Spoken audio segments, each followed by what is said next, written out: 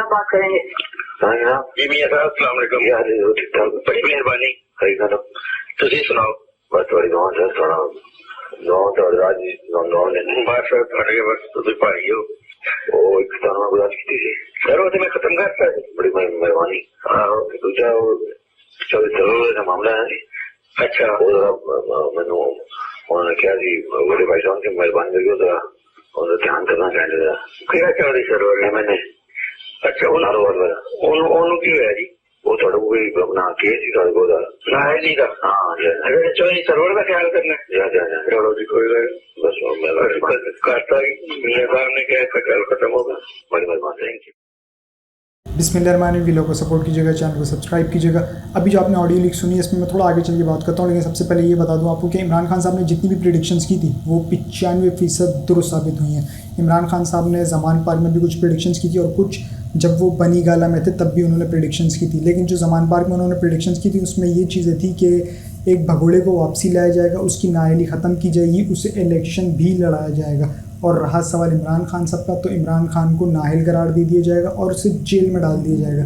ये इमरान खान साहब की टोटल प्रेडिक्शंस थी जो कि अब तक दुरुस्त साबित हुई हैं। लेकिन इमरान खान साहब ने एक बात और भी कही थी आखिर में कि जब इंतखाबात होंगे ना, ये कुछ भी कर लें, हुकूमत इनकी, मशीनरी इनकी, सब कुछ कर लें, इस्टेब्लिशमेंट इनके साथ, जीत तहरीक इंसाफ की होगी। और वही हुआ। कौम ने 8 फरवरी को इमरान खान के हक़ में फ़ैसला दिया, लेकिन 9 फरवरी को कुछ किरदारों ने वो फ़ैसला उस हक़ को बदल के किसी और को दे दिया, यानी कि ज़बरदस्ती की एक हुकूमत बना दी गई है। इमरान खान साहब ने 9 तारीख को एक बात कही थी, 9 अक्टूबर 2023, कि जो अदलिया ख़ुद कैद हो वो मुझे क्या इंसाफ देगी। अब मैं तो उसी ऑडियो लीक पे जो आपने वीलॉग के शुरू में सुनी है, जिसमें वज़ीर आला पंजाब शहबाज शरीफ जस्टिस कय्यूम से डीलिंग कर रहे हैं। अब वही डीलर आज जाता है सुप्रीम कोर्ट के चीफ जस्टिस से मिलने, और किस बारे में, जो कि 6 जजेस जो ख़त भेजते हैं सुप्रीम कोर्ट में, उसमें बताया जाता है कि किस तरीके से अदालती कार्रवाई में मुदाखलत की जाती है और किस तरीके से एग्जीक्यूटिव का लफ्ज़ इस्तेमाल हो रहा है। अच्छा, जो इसमें एग्जीक्यूटिव का लफ्ज़ इस्तेमाल हो रहा है तो आप समझ जाइए कौन है, ये ताकतवर हल्के हैं, यानी कि ISI वगैरह, इनके नाम नहीं लिए गए, लेकिन इसमें एग्जीक्यूटिव का मतलब यही निकलता है। उनकी तरफ से मुदाखलत होती है। तो ये ख़त भेजा गया सुप्रीम कोर्ट ऑफ पाकिस्तान में। सुप्रीम कोर्ट ऑफ पाकिस्तान की चीफ जस्टिस ने फुल कोर्ट एक मीटिंग बुलाई और उसमें मुशावरत की। लग ऐसा रहा था कि शायद इससे कुछ नताइज निकल जाएंगे, लेकिन नहीं हुआ। वो सिर्फ हमें लारे ही मिले, जो आज तक इस कौम को मिलते आए हैं लारे, तो वो इस बार भी हमें लारे मिले।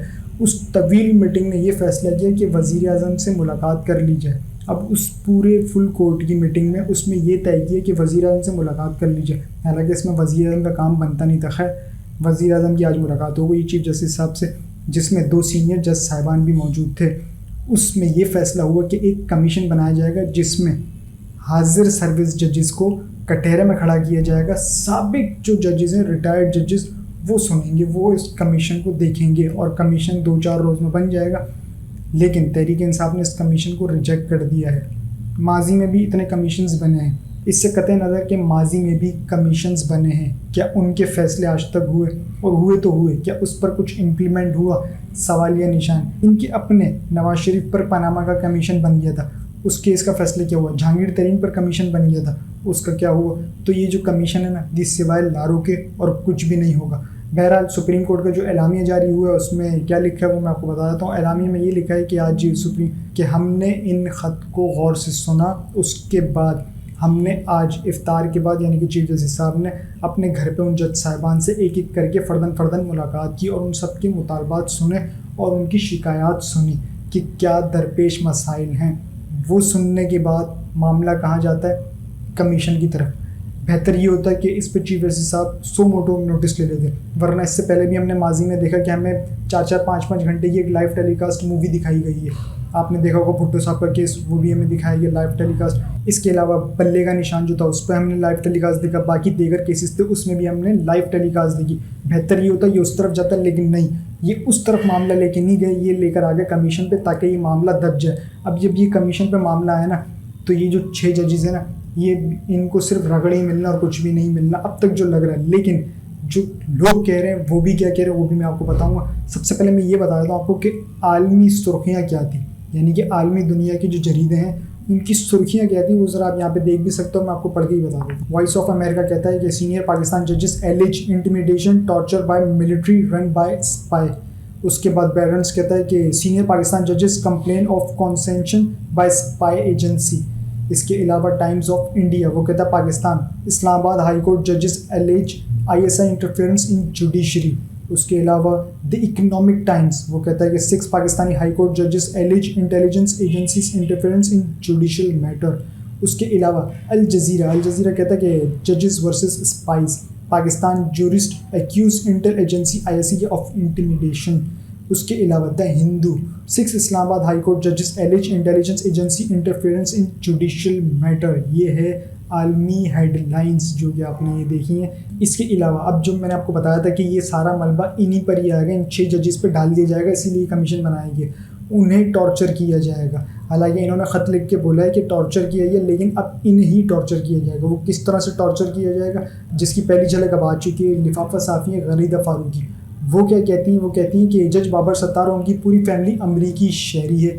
کیا یہ سوال نہیں ہونا چاہیے کہ ایک امریکی شہری کیسے پاکستان میں جج بن گیا؟ پہلی بات تو یہ کہ ان کو پتہ کیسے چلا کہ وہ امریکی شہری ہیں؟ ہمیں تو نہیں پتہ, یعنی کہ کسی کو بھی نہیں پتہ ہوگا, ایون کہ ان کو بھی نہیں پتہ ہوگا. یہ ہوتے ہیں واٹس ایپ پیڈ صحافی جنہیں واٹس ایپ کیا جاتا ہے کہ اے مدعا پکڑو تو شروع ہو جاؤ. تو یہ ان کی صحافت نا اور کچھ بھی نہیں ہے. میں بھی ان کو ایک کوئی جملہ دے دوں نا کہ اس پر ایک مضمون لکھ کے دے دیں, نل بٹا نل, ہاں یہ لکھ سکتی ہیں, لیکن کس صورت میں لکھ سکتی ہیں؟ جب ان کو کوئی واٹس ایپ کر دے تو اس صورت میں, اس کے علاوہ نہیں. اس کے علاوہ امیر عباس صاحب اس بارے میں کیا کہتے ہیں 6 ججز کے خط کے حوالے سے؟ امیر عباس صاحب کا کہنا ہے کہ حکومت اور اس کے حامی 6 ججز کا خط آنے سے پہلے عدلیہ اور ججز سب سے بڑے چیمپئن بنے ہوئے تھے. ججز اور ان کے فیصلوں پر تنقید کرنے والوں کو گرفتار کرنے کی مہم چلاتے تھے. پکڑ لو دھر لو کا شور مچا رکھا تھا, FIA کو بولنے والوں کے پیچھے لگا دیا تھا. لیکن جیسے ہی کل 6 ججز کا خط آتا ہے تو حکومت اس کے سارے حامی لٹ کر ان 6 ججز کے پیچھے پڑ جاتے ہیں. ایسی گندی اور غلیظ زبان استعمال کی جا رہی ہے کہ الحفیظ الایمان اب کہاں مر گئے ججوں کے وقار کا تحفظ کرنے والے قوانین اور ادارے. کل رات تک تو جج بڑے پیارے تھے, بس ثابت ہوا کہ انہیں عدلیہ کے وقار سے کوئی عرض نہیں, بلکہ عدلیہ کا کندھا استعمال کر کے ناقدین کو خوفزدہ اور گرفتار کیا جانا تھا. اچھا یاد رکھیے گا, جو 6 ججز نے خط لکھا ہے نا اسلام آباد ہائی کورٹ نے, تو اس میں ایک تو عمران خان صاحب کی جو سزائیں دی گئی ہیں کس طریقے سے دی گئی ہیں, کیا ان پر سوالیہ نشان نہیں لگتا؟ اس کے علاوہ نواز شریف کو جو سرٹیفائڈ مجرم تھے انہیں بری کر دیا گیا, کیا اس پر سوالیہ نشان نہیں لگتا؟ اب یہ لفافہ صحافی یہ نہیں بول سکتی تھی کہ نواز شریف کو جو ریلیف دیا اس پر بھی سوالیہ نشان, عمران خان صاحب کو جو سزا دی گئی اس پہ بھی سوالیہ نشان نہیں. انہوں نے ڈائریکٹ اٹیک کیا ججز پہ, کیونکہ اب جو مہم ہوگی نا وہ ججز پہ اٹیک ہوں گے اور ان 6 ججز پہ اٹیک ہوں گے. یاد رکھیے گا اگر ان 6 ججز پر اٹیک کیا جائے گا تو باقی ہائی کورٹس بھی موجود ہیں, جس میں لاہور بھی موجود ہے, جس میں پشاور بھی موجود ہے, جس میں کراچی بھی موجود ہے. کہیں ایسا نہ ہو کہ یہاں سے بھی خط آنے لگ جائیں, خط کے علاوہ کہیں سے استعفے نہ آنے لگ جائیں. یہ بڑا ایک سنگین معاملہ ہے اور اس کی نوعیت کو سمجھا جائے, بجائے اس کے کہ اس کے واٹس ایپ میسیجز کے تھرو آپ لوگ ان کو پکڑ لیں. اس طرح اگر کریں گے تو یہ نظام کبھی ترقی نہیں کرے گا. عمران خان صاحب نے کہا تھا رول آف لا, جب رول آف لا ہوگا نا, چاہے کوئی بھی طاقتور ہو, وہ قانون کے اندر ہوگا نا, تو یہ ملک دیکھیں کس طرح سے ترقی کرتا ہے. ہماری تو دعا ہے کہ پاکستان ترقی کرے, لیکن rule of law is the first step. اس کے علاوہ ریاض الحق صاحب کیا کہتے ہیں؟ وہ کہتے ہیں کہ وزیر اعظم اور چیف جسٹس کی ملاقات کے بعد بظاہر 6 ججوں کے انتہائی سنجیدہ خط کے معاملے کو مکمل طور پر کھڈے لائن لگانے کا فیصلہ کر لیا. جی جو کھڈے لائن کہہ رہے ہیں یہ وہی کمیشن میں جو معاملہ کیا ہے. اس دوران انہی ججوں کی کردار کشی, ان کی مالی اور انتظامی معاملات کے بارے میں من گھڑت بے بنیاد ریفرنس لانے کا باقاعدہ سلسلہ شروع ہو جائے گا. یہ وہی بات ہے جو میں بھی آپ سے کر چکا ہوں کہ اب ان 6 ججز پر ہی اٹیک ہوگا. رہا سوال مراد سعید صاحب کا, تو مراد سعید صاحب نے ایک ٹویٹ کیا ہے. مراد سعید صاحب کہتے ہیں کہ وکلا کی قیادت سے درخواست ہے کہ اب کوئی اعلیٰ عدلیہ کے جج صاحبان اپنی زندگیاں داؤ پر لگا کر حقائق سامنے لے آئیں. عمران خان, بشرا بی بی اور تحریک انصاف کی قیادت کے خلاف فیصلے کس دباؤ کے تحت آئے؟ 9 مئی کا گھناؤنا منصوبہ کہ جس کو استعمال کر کے ملک کی سب سے بڑی سیاسی پارٹی پر ظلم و ستم کے پہاڑ توڑ دیے گئے. بے گناہ خواتین اور کارکنان کو کن کی ایما پر جیلوں میں رکھا گیا ہے. قوم تو پہلے ہی جانتی تھی, اب اس پر ملک کی اعلیٰ عدالت کے جج صاحبان کی گواہی کی صورت پر مہر کی تصدیق ثابت ہوئی ہے. ہم میں سے بہت سے نوجوانوں کو سیاست میں شامل ہونے کی ترغیب عدلیہ کی بحالی تحریک سے ملتی ہے. یہ تھا مراد سعید صاحب کا ٹویٹ جو میں نے آپ کے ساتھ شیئر کی. آنے والے دنوں میں آپ کو کچھ کردار نظر آئیں گے اور انہی دوران 2 وزیر اعظم تیار کیے جا رہے ہیں. ایک تو آپ کے کرکٹر شاہد افریدی ہیں, دوسرا محسن نقوی. محسن نقوی کیونکہ بہت ہی طاقتور شخصیت کے رشتہ دار جو ہوتے ہیں تو اس لیے ان کی پہلی پریورٹی ہوگی رہا سوال شاہد افریدی، تو شاہد افریدی کو بھی ٹرین کیا جائے گا. محسن نقوی کو ٹرین کر دیا گیا. پہلے انہوں نے نگراں وزیر اعلیٰ لگایا، اس کے بعد ان کو اب وزیر داخلہ بنا دیا. اب ان کی پوسٹنگ جو ہوگی وہ ہوگی وزیر اعظم کی سیٹ پر. لیکن کیا یہ ہو پائے گا؟ اب تک کے لیے اتنا ہی. اپنا اور اس چینل کا خیال رکھیے گا. چینل کو سبسکرائب ضرور کیجیے گا. اللہ حافظ.